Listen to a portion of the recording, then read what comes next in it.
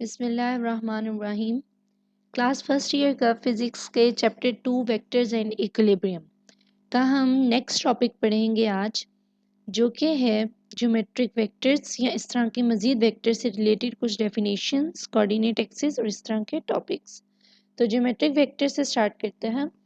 Geometric vector are those vectors that are considered without reference to coordinate axis के coordinate axis के बगैर जिन्हें आप कहीं पर भी कंसीडर कर सकें, कोऑर्डिनेट एक्सिस की जहाँ ज़रूरत ना पड़े। कोऑर्डिनेट एक्सिस क्या होता है?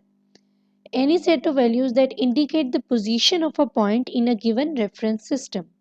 किसी भी रेफरेंस सिस्टम में हम किसी भी पॉइंट को इंडिकेट कर सकें, उसे कोई भी पोजीशन दे सकें। ये बिल्कुल ऐसी है जैसे आप एक्स वाई जी एक्सिस में किसी भी चीज़ को पॉइंट करते हो। ये हम अभी आगे पढ़ते हैं इसी लेक्चर में। एक और डेफिनेशन क्या हो सकती है?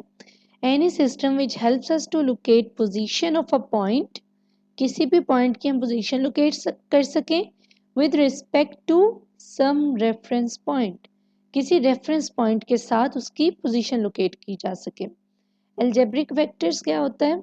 These are vectors drawn in a coordinate system. Coordinate system में ड्रॉ करें आप, प्लेन में या स्पेस में, कहीं पर भी आप अलजेब्रिक वेक्टर्स को ड्रॉ कर सकते हैं।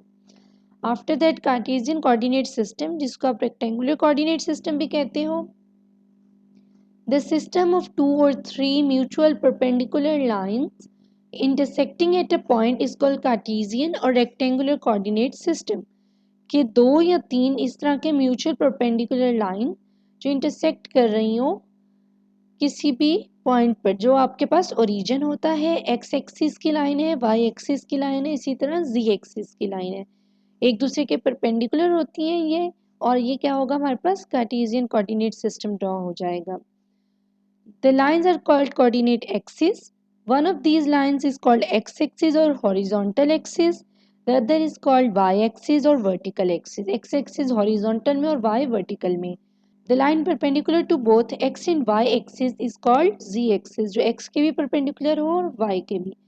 The point of intersection is called origin. जिस तरह ये तस्वीर है आप देखो, x-axis, y-axis और दरमियान में origin. Two-dimensional coordinate system. If the system consists of two perpendicular lines, then it is called two-dimensional coordinate system। जैसे आपके पास इस तस्वीर में है, इसमें हमारे पास थर्ड नहीं आ रही, z नहीं आ रहा, तो x y सिर्फ है और वो रीजन पे एक दूसरे को इंटरसेक्ट कर रही हैं और एक दूसरे के परपेंडिकुलर भी हैं। The point where these lines intersect is called origin. Each point in plane has two coordinates, a and b।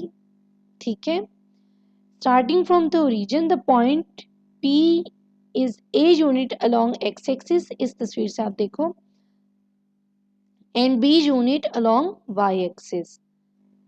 कि आपके पास ए बी एरो हेड पे है, ओरिजिन है, x है और y है, दरमियान में थीटा का एंगल बन रहा है। o टू x जो लेंथ है वो a है और o टू y जो लेंथ है वो b है। Direction of a vector in plane, it is represented by the angle. Direction vector की कैसे पता चलेगी प्लेन में? It is represented by the angle which the vector makes with positive x axis in anti clockwise direction. O से x वाली जो line है, vector हमारे पास क्या है, डी है। अब ये वेक्टर एंटी क्लॉकवाइज जो हमारे पास एंगल बना रहा है पॉजिटिव एक्स एक्सिस के साथ। Example of a vector in plane, consider a force vector of 50 newton making an angle of 30 degree with horizontal is drawn as shown। जिस तरह ये horizontal पे draw हुआ है। The scale is 1 centimeter equal to 10 Newton, so its length 5 centimeter representing 50 Newton with 30 degree angle from x-axis, x-axis से 30 degree के angle पर। इसके बाद है 3-dimensional coordinate system। If the system consists of three mutually perpendicular lines, then it is called 3-dimensional coordinate system। x, y और z axis, each point in space has 3 coordinates। अब a, b और c है जो उसके co-coordinates होंगे। जिस तरह आप इस तस्वीर में देखो तो angle with x axis is alpha, और जो y के साथ एंगल बन रहा है वो बीटा है, और z के साथ जो बन रहा है वो गैमा है। Direction of a vector in space, it is represented by 3 angles which the vector makes with x, y and z axis।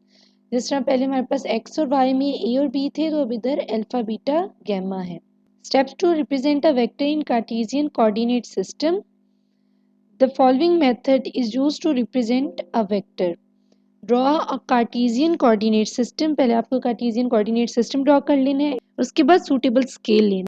ये मैं आपको बैक करके दिखाऊँ, इधर एक स्केल सेलेक्ट किया था इस तस्वीर में, ठीक है। इस तरह कोई भी सुटेबल स्केल सेलेक्ट करेंगे। उसके बाद draw a line in the specified direction. किसी भी स्पेसिफिक डायरेक्शन में आप लाइन ड्रॉ करोगे, जिसमें आपको करनी होगी cut the line equal to the magnitude of the vector according to the selected scale. जो आपने स्केल सेकंड स्टेप में सिलेक्ट किया था उसके अकॉर्डिंग आप वेक्टर का मैग्नीट्यूड जो है उतना रखोगे। After that put an arrow in the direction of the vector. Vector की डायरेक्शन होती है तो जिस डायरेक्शन में होगा उस तरफ एरो ड्रॉ कर देंगे। ये था हमारा आज का लेक्चर। आई होप आपको ये टॉपिक क्लियर हुआ होगा। आपकी कोई भी कन्फ्यूजन है तो आप कमेंट सेक्शन में पूछ सकते हैं। वीडियो को लाइक करें, कमेंट करें, शेयर करें और चैनल को ज़रूर सब्सक्राइब करें।